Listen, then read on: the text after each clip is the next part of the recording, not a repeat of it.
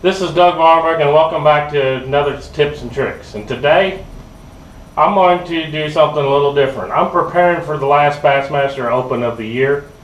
It's been a while since we had another one, and I'm going to show you what this old Skeeter FX20 can hold and how I pack and prepare for a major event like this. We're going to show you everything from servicing to my electronics work and what I put in the boat to get started practicing, and what I pack up to take to a tournament. You got to be prepared. The more prepared you are, more organized you are, the easier it is to be more successful at an event like this. And today I'm going to let you jump in and join me as I get ready for the last Open.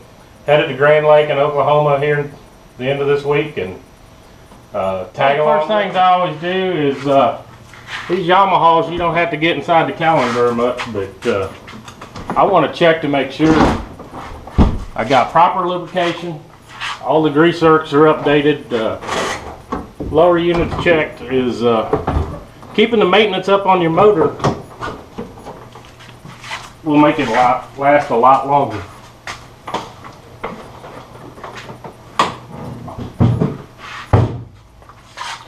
First thing I'm going to do is I'm going to check the oil. Grab one of my grease rags. You want the motor pretty level, up just a hair here.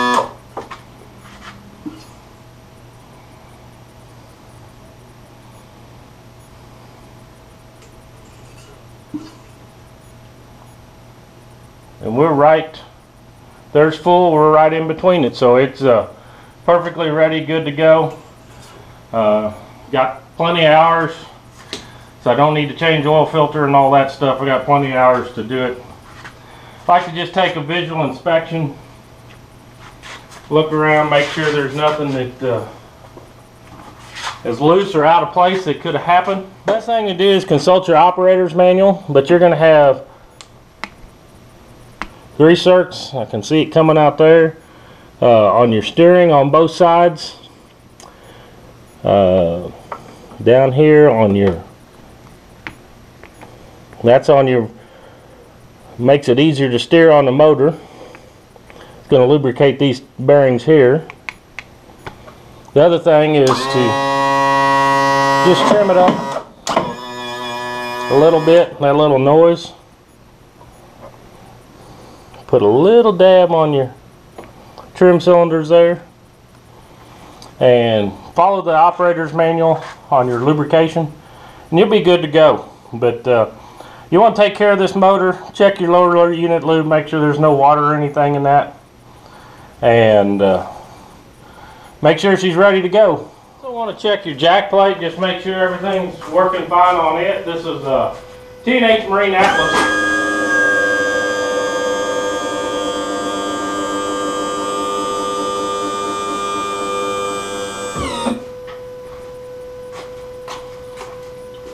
There's no lubrication required on the jack plate, but that helps to get the motor and look around a little bit easier. One item of interest I like to check is make sure all your steering is latched good. Just pull these stops off and I'll show you how to check if there's any looseness. You just take your motor. There's a little bit right there in that lock collar. It's got an Allen screw. You can tighten it up, tighten these nuts. Just make sure this is all good and tight before you hit the road. That's another thing that I like to check. Make sure that everything is on. That was off just a hair.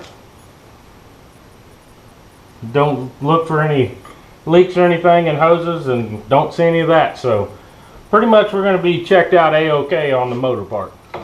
Just give these a, yeah, that was a little loose on that one.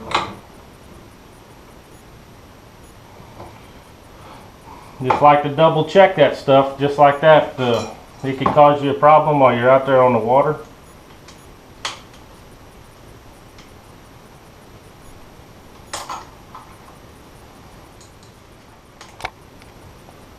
Got that all tightened up.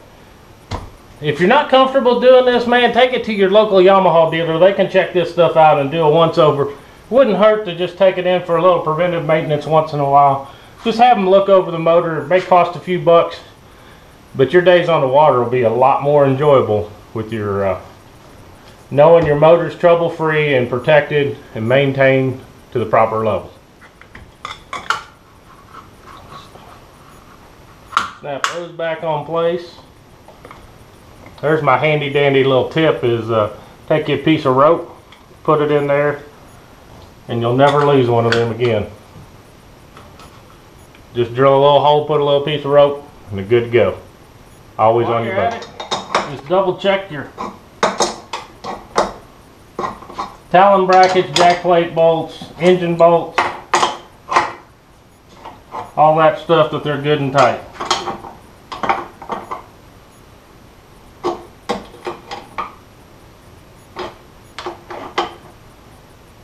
It's a good day, rainy day job. Just get your tools out, get in the garage, make sure everything is rock solid. Drop the Talon back on, latch the back end, latch the front, make sure it's all nice and tight. We're ready to take this Yamaha and give her heck this week and find some big old bass down there at Grand Lake. My next thing is getting the Transom Saver. Some people like these. I don't mind this for short haul at the boat ramp, but if you're going long haul, get you one of the old school motor toters. It takes the weight off of the motor, off the transom, and transfers it to your trailer. You're going to protect your motor a lot better. First thing I need to do, as you notice, I've got the jack plate all the way up. I like to drop it down in here so that that rod is inside of that tube. If you got it up here, you don't have as much support. So we're going to get her in transport mode. Drop that Atlas down.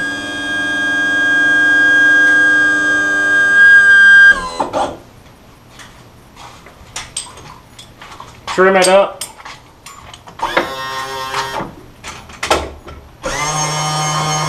Put your toter on. If you really want to make a super duper toter, is go buy you a piece of stainless tube and put it in there instead of the aluminum, and it'll last forever. That's my goal this winter, is to do that. Next thing to do is check your tires. Your tire life wear is going to be directly related to the air pressure. If you run them low, they're not going to last long. I've only got 45. I know that's not enough, so we need to get the air compressor out. If you want a great investment for your shop, is one of these power cord reels. One of these power cord reels. It's awesome because I can run this thing anywhere I want to. We'll fire up the air compressor. We're going to fire up the air compressor, but if you look on the tire, you'll see cold air pressure down here. Max load, 50 psi cold. So we're going to fire these, put about 5 more pounds in here. It's going to get a little loud, so we'll cut away until we get this off. We'll let you understand airing up your tires right. 50 psi, look at the tire. It's going to tell you on that. Use you a good accurate gauge. I love this one because I can take a reading at a whole pressure, and just makes it a little easier. Now we got exactly 50 pounds in there like the tire recommended. And don't forget your spare. Oh, crud. 35 pounds. Looks like I've been forgetting my spare. Got to put some air in it, because this is just in case something happens. You want to make sure that sucker is ready to roll. Here more.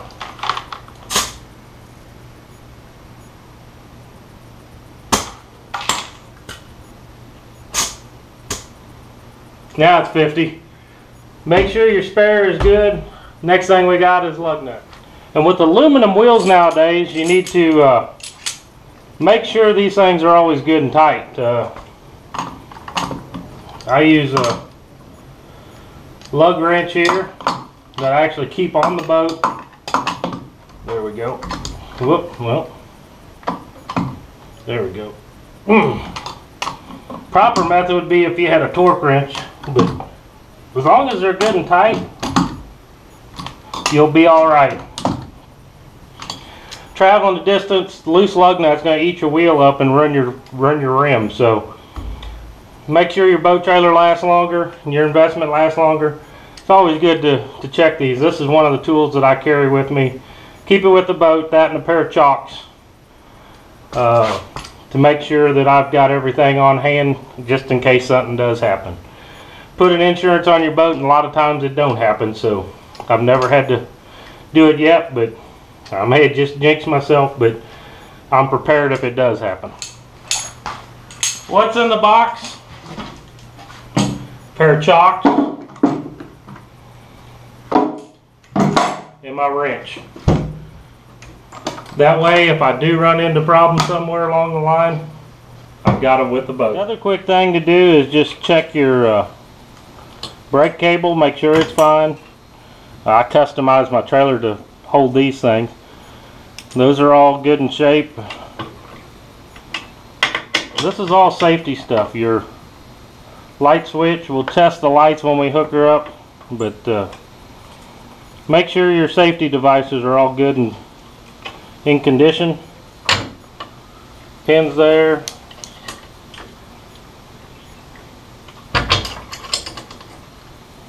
That's all good.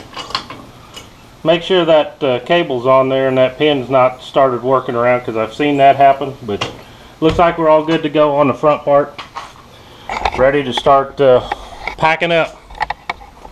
The next step, we're going to just double check transducers on there good and tight, straps on, everything good and tight on here, because I just been doing that. Electronics will come off, we'll test them, clean them, but we got a lot of tackle to work on next. We got change out some stuff, add some stuff, look what we got in the storage, and we'll jump in here and show you what I do on that and how this old Skeeter FX20 will hold.